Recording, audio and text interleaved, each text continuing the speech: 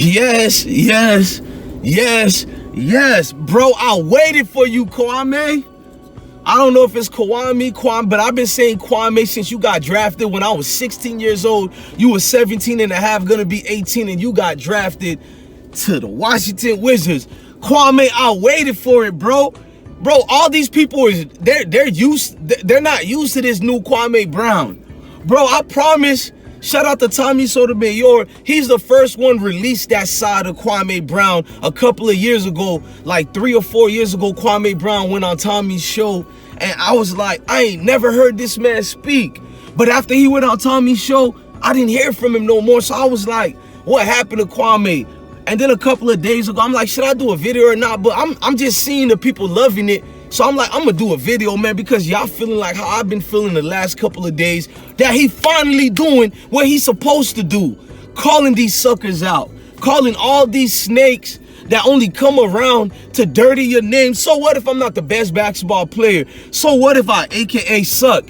And how do I suck in basketball if I manage to play 12 years in the NBA? I've seen basketball players barely even last 2 years. And the criticism, my fellow people, bro, I don't care if he was this or that. He come from the neighborhoods I come from. Much respect to that man. That man went through a trial and tribulation and became a multi-millionaire just like this. To have Stephen A. Smith and the Disney platform, aka ESPN, for the last 20-some years. When I was a teenager, I witnessed the first season. Stephen A. criticized this man, not even the first season. Because Stephen A was not popping like that besides Allen Iverson. Yeah, Stephen A, I'm one of them folks who followed you religiously, bro. I seen your right. Even when you had that show, quite frankly, that failed. And it didn't fail. We all watched it. They didn't want to see you successful that time. What made you more successful was Skip Bayless took you in and you just went crazy around the world around like that 2011-12 era. But let me get back on topic. I remember when this man got drafted, bro. The man season was like 13 games before the season was over with. The criticism that he already got, I knew his career was gonna be a downhill, bruh. They basically was talking about like he was a bust, and he was a young teenager, bro. They talked about his career like it was over with. Oh, this was the worst pick. Y'all thought they said this was the worst pick years later after giving him time? Y'all better go check the paperwork. Nah, I lived in the moment. Y'all trolls don't need to tell me, and y'all sport aficionados, I'm a sport head. Y'all don't need to teach me nothing. I lived in that moment. I never had cable, so I looked at my local television. I'm a reading dude. I remember going to my local library because I couldn't afford getting monthly subscription from these big magazines. I remember just reading all day as a youngster, bruh. Like nothing but criticism, because you gotta remember when you see a high school kid get drafted. I remember Tyson Chandler got drafted, Eddie Curry, a whole lot. I got happy because I had basketball aspirations. Maybe I sucked, but you can't tell no kid he sucked when he just have his dream. So when I seen these high school dudes getting drafted, I thought maybe I could buy my mom a multi-million-dollar house and all that. So I was low-key living through them. I always rooted for them. I root for any young man that get a potential. Bro, when these players get drafted, I'm the first one there rooting for them, bro, and damn near I want to cry too for them. Not that I cry, but you be like, hey, I feel it. I want to envision me doing that for my family, buying them, just doing something right for your people that, that love you, bro. So to see these hate that they come at Kwame Brown nonstop, it feel good, man. It's refreshing. Don't it? Ain't the Most High could right your wrongs sometimes through life? That man changed his status and what people had a perception on him in 1 hour only. Some people go through their whole life, decades, damn near a century to change people's perception about them. All it took Kwame, not even an hour, it took him like 15 minutes for people to change their perception about him, but not me. I'm proud to raise my hand in the air and say I'm a member of the Kwame Brown Club and always rooted for that man. He's only like 2 years older than me. Why wouldn't I root for him? Why wouldn't I root for somebody that came out the mud and it's daytime to shine?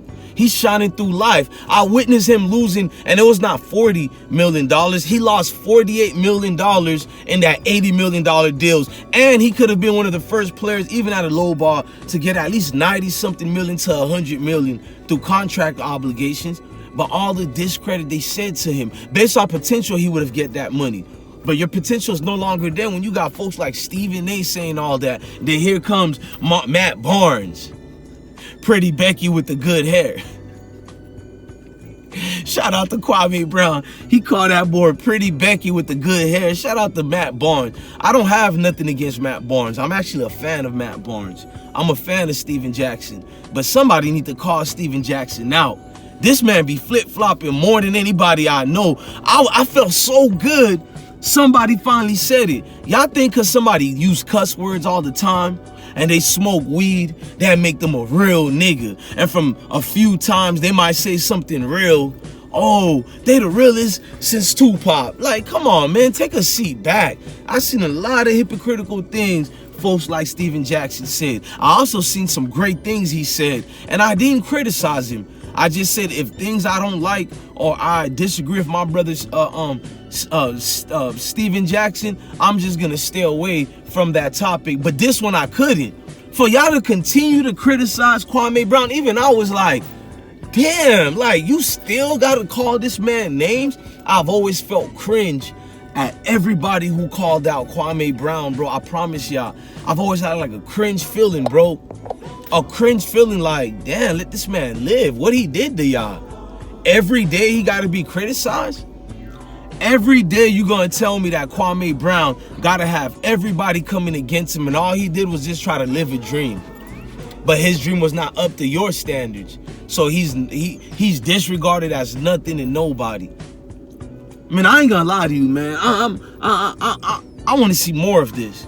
If anything, if you watching this Kwame Brown, bro, here's the advice. Limit yourself on the cuss words if you don't want to lose your channel. I know you don't care about the money because you got it. You got it. But as far as the cuss words back and forth, that's why your lives the other day was skipping like that. It was not just the phone calls and your signal you kept saying. Bro, YouTube does that. The algorithm was picking up on certain words you use. Unfortunately, YouTube changed. I don't want to see them get rid of you, but I know with your energy, even if they do, all you got to do is do another channel. We gonna watch it. We gonna watch it. Like, bro, I'm proud of you, man. I feel like I'm your big brother and you older than me, man. I scream in jubilations, man. What them church folks like to say? Jubilation is the most high. Yeah, Yeshua, Yahweh. Man, it feels good, man. You finally spoke up for yourself. In reality, you're gonna cause so many more people to speak up for themselves, man. But I don't want people to wait like he did 20 years. Please don't do that. I implore y'all, say something quick about it. Don't let somebody use and take advantage of you for all these years, man. Because you're somebody too. If you don't realize you're somebody until you see it. And these last 4 days, I know Kwame, well, 3 days, I know Kwame Brown. He realized it and he see it. The world loves me. The world want to hear what I got to say. They want to hear my side.